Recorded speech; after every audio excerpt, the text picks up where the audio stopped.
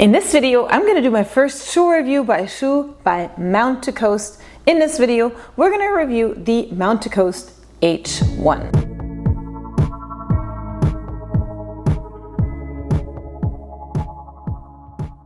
Hey runners, and welcome to my channel. My name is Letty. I do all sorts of running content on this YouTube channel here, as well as the Marathon Running Podcast, which is obviously more aimed for when you're running. So I'll link that in the show notes. But on this channel particularly, I like doing running vlogs and content on the marathon majors. And you guessed it, shoe reviews, which is why you're here.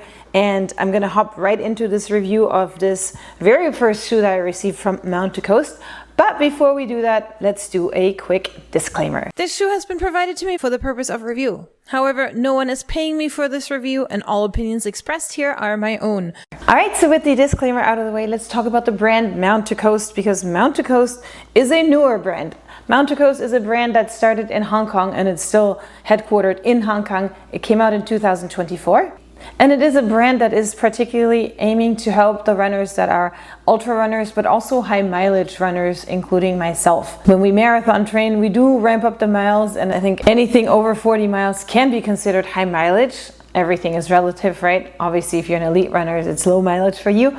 But I think that's exactly the clientele that Mount to Coast is looking for, ultra runners and marathon runners. So let's talk about the model and purpose of this particular shoe, which is the H1. I'm a huge fan of always establishing what a shoe is meant to do, because how can you otherwise say a shoe is not working for you if you're not using it for the purpose that it's meant to be used for? So the model and purpose of this shoe, again, this is the H1 that we're looking at, is road to trail running. So you can use this on any terrain, you can use it on the road, but you are also very welcome to use this shoe on trail and gravel. So if by the end of this review we find that this shoe does well on both terrains, then it obviously achieves what they set out for this model to do. And with that, let's hop into the tech specs. On the website, you can find the tech specs of the shoe, and you will be able to read that there is a 6mm heel drop. The heel is sitting at 35mm and goes down to 29mm. Also on the website, you will find that Mount to Coast lists their cushioning, just like Hoka does.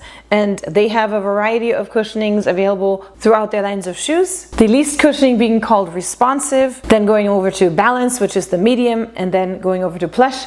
This shoe has been listed right smack in the middle between balanced and plush. In addition, Mount to Coast also lists their stabilities of their shoes on the website, and given the options that you have, listing these options as neutral, moderate, and stable, and the H1 has been listed as moderate. Now, last but not least, when it comes to the weight of the shoe, Mount to Coast lists their shoes on the website using a men's size 9 men's shoe to come up with the weight, and it lists the shoe as weighing 8.5 ounces, which is 242 grams. Now, as you guys know, I do weigh my own shoe. My shoe size is a 8.5 women's, and it comes in at 224 grams, which is 7.9 ounces. Now, when it comes to the colors of the shoe, this shoe is available in 2 colors. This is the color white sand, but the shoe is also available in a color called Joshua Tree, and that's for both men and women, so you have 2 color options for each of the shoes. As for the price point of the shoe, this shoe is listed right now on the website at $160 for both men and women shoes. So now I'm going to tell you about the shoe and its key features, and I always think the best way of doing it is by describing the shoe and what we see here from top to bottom. So the upper, let's start with the upper. The upper is made out of a jacquard mesh, which is a synthetic mesh. In this case, the mesh is very breathable. If you can see, when I show this to you from close up, you can see my fingers through this, meaning that there is a lot of breathability in the shoe, which is always greatly appreciated, especially for somebody who is running in Florida, even though it's a little bit colder. But that upper changes and gets a little bit thicker right around the collar of the shoe. And there is quite a bit of cushioning in there, which is also very nice to have because it makes the shoe obviously more comfortable.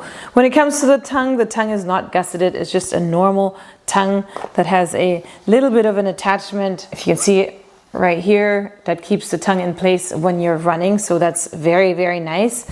Now the big elephant in the room, what is going on here with the shoelaces? So what they have done is they have added something called a tuned fit, and that's under trademark right now, lacing system. So you see the regular laces up here at the top and this other set of laces.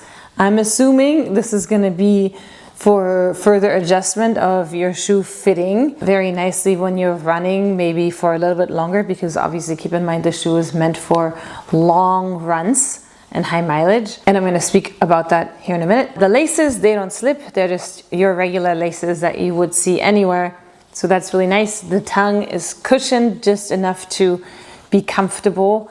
All in all, the shoe is very smooth on the inside. As you guys know, I wear my shoes barefooted all the time, and I can't have any chafing. Obviously, the alternative would just be if I have a shoe that gives me a little bit of chafing, I would just put socks on. But in this case, I did not have to do that, which I absolutely loved. Now, when it comes to the midsole, I still have to learn a little bit more about what this midsole is comprised of. But right now, it's called the Circle Cell midsole, which has been crafted from sustainable materials. I do have an appointment coming up with Mount to Coast where I'm probably going to find out a little bit more about what they do to their midsole. So stay tuned. I'm going to update this, right? But let's talk about the outsole. The outsole is wonderful, especially given that you're going to be running on gravel. The outsole is called Versa Grip, and the reason I'm complimenting the outsole is because you can tell it's made to last. If you compare the shoe to a lot of other shoes, you will be able to see that the outsole goes all the way around. So you will not be running on the foam at all, probably ever. Not that it's a bad thing. We have learned over the years that running on the foam is actually not that bad for the shoe in itself, but it's, you know, it looks bad and it looks brown. So with this, it's kind of nice. And you have this outsole going all around the shoe. This outsole is gonna be durable and it's probably gonna last through a lot of runs. Again, I have an appointment coming up with Mount to Coast, and I will find out a lot more about the brand and what they're aiming to do when it comes to durability of the shoes, because from all of their shoes that I have seen so far, they seem to try to make their shoes very durable. So that is the key features. All right, so let's talk about my first impression. When I first received the shoe, I was kind of meh about it because, again, I had not heard about the brand. Obviously, I do shoe reviews. I have to be open-minded. So I was excited to try the shoe out, but it wasn't the first shoe that I had on my rotation that I wanted to try out, just because a lot of times for me as a road runner, I don't do a lot of trail running because I live in Florida. Again, a lot of times I feel like trail shoes, or especially hybrid shoes, they don't really hit one thing and do it all the way right. They're just kind of a shoe that you don't really need to wear unless you are in those situations where you're crossing over from road to trail. And a lot of times with being a trail shoe, shoes end up being a lot heavier. So that was that. I liked the color of the shoe. I liked this nice white, and I liked that the shoe is very breathable indeed. When I picked up the shoe, it did feel like it was lighter than most of these hybrid shoes that I have. So I was excited about that. I was also excited about the upper because the upper seemed to be really breathable, and for where I live, that might be a good fit. So that was my first impression, and now I'm going to show you what the shoe looks like when I run in it.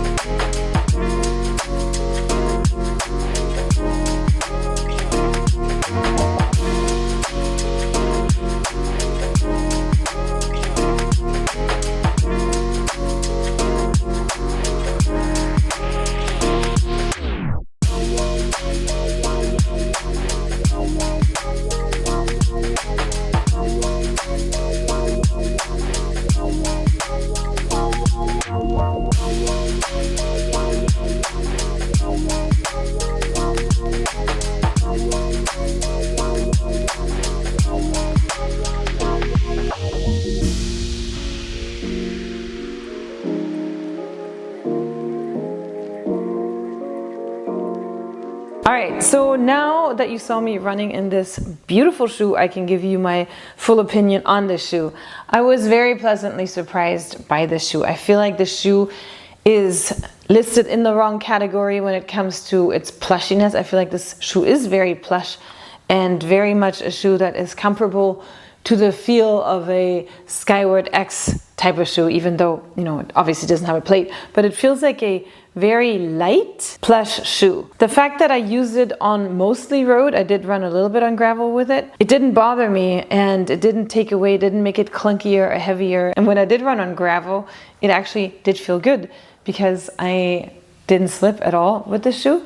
So it seems to be very versatile. I did not make much usage of this lock system because the mileage I ran in the shoe was never more than 10 miles. And I honestly feel like your foot swells more and more the more miles you run, but your feet really don't swell that much if you're running up to 20 miles. I feel like the ultra runners will probably understand and be able to use this and untighten it as they feel needed when they do higher mileage. So I see the purpose of this.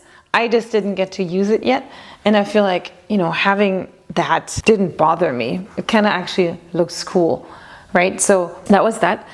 I feel like my foot sat in the shoe very nicely. I really appreciate this heel cupping in the shoe, especially because it's so soft and suede-y. Again, I ran in the shoe barefooted and it felt airy and it felt light and it felt bouncy enough or plush enough to be a shoe that I'm definitely gonna now implement into my shoe rotation. So in summary, who do I think the shoe is for best? Well, I feel like this shoe isn't just for hybrid runners. I feel like this makes a good road running shoe. And the fact that the shoe has the grippy bottom and this thick, very durable bottom makes it a shoe that will probably outlast many of your other shoes in a way that you won't be running on the foam, which we already established is not the worst thing. But I think, you know, this shoe can be enjoyed by road runners very much. It's very light and it's beautifully versatile. So if you are going on vacation and you're only getting to bring one shoe, then this could be the shoe. Now, obviously, again, the shoe is not a speed shoe, so I'm not going to say that it's not fast, and because it's not meant to be fast. It's supposed to be one of those trail running shoes. It is light enough that you could probably do some workouts with it, but again, we have different pairs of shoes for certain things that we want to do. Yeah, so very surprised, well, not surprised, but very unexpectedly pleased by this brand that I'd never tried before, Mount to Coast. Hopefully I will have more information about the brand for you guys in the future, and maybe also some other running shoes besides this one that I highly recommend. Again, I will try to do an update on the shoe, what it looks like after maybe 100 or 200 miles. And hopefully, again, I will have information for you guys from the brand directly talking about their shoes and what they aim to be, because there is information out there about the brand, but I think it's always nice to get it straight from the source. So stay tuned for that. Thank you so much for tuning in. If you are looking for any other shoe reviews, there's a playlist that I'm gonna link somewhere. If not, it'll be in the bottom, and you can see the different brands of shoes that I review. Also, if you want to recommend a shoe for me to review, let me know and I will go purchase that shoe and let you guys know my opinion. Thank you so much for tuning in, and until next time.